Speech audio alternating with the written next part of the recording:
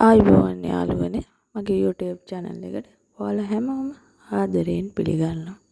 අද මම හදන්න යන්නේ පැෂන් කොළ සම්බෝලයක්. අපිට මේ පැෂන් කොළ සම්බෝලයක් වගේම මැල්ලුමක් විදිහටත් හදාගන්න පුළුවන්. පැෂන් කොළ කියන්නේ අපේ ශරීරයට ගොඩාක් ගුණ කොළ වර්ගයක්. මේ විදිහට හොඳට හොදලා තෙත ඉවත් කරගත්ත පැෂන් කොළ ටික හීනියට ලියා ගන්නවා. පැෂන් කොළ කියන්නේ කොලෙස්ටරෝල් තියෙන අයට ගොඩක් හොඳයි.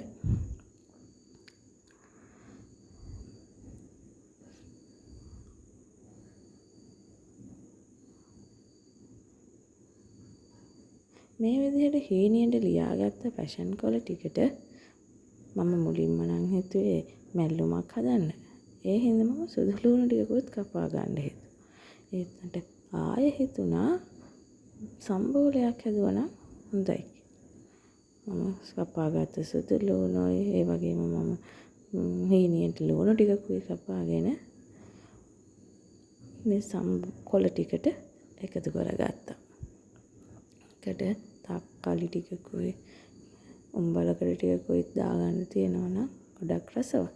මට ඒ දේවල් තිබුණේ නැහැ. මම ඒ නිසා පොල් ටිකකුත් දාගෙන මේ ටික හොඳට මික්ස් කරගත්තා.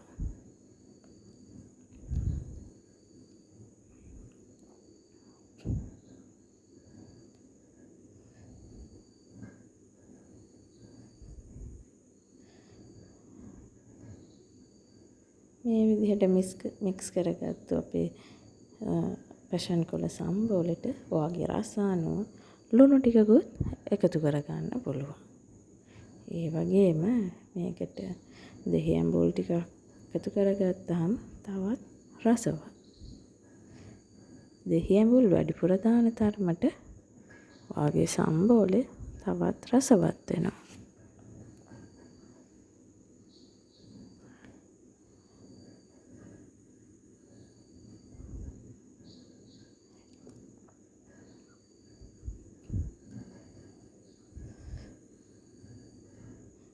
මේ හැම දෙයක්ම එකතු කරලා හොඳට මික්ස් කරලා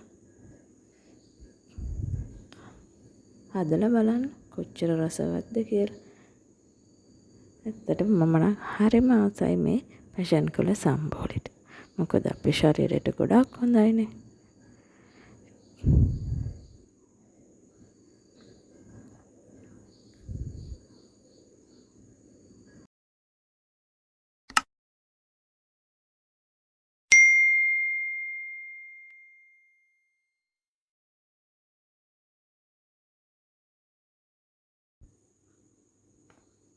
ඉතින් එහෙනම් ඔයාලා පැෂන් කොළ සම්බෝලයක් හදලා ඔයාලගේ අදහස මාත් එක්ක ෂෙයා කරගන්න. පැෂන් කොළ සම්බෝලේ කොච්චර රසයිද කියලා බලන්න.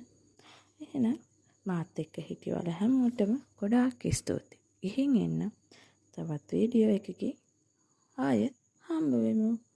බයි.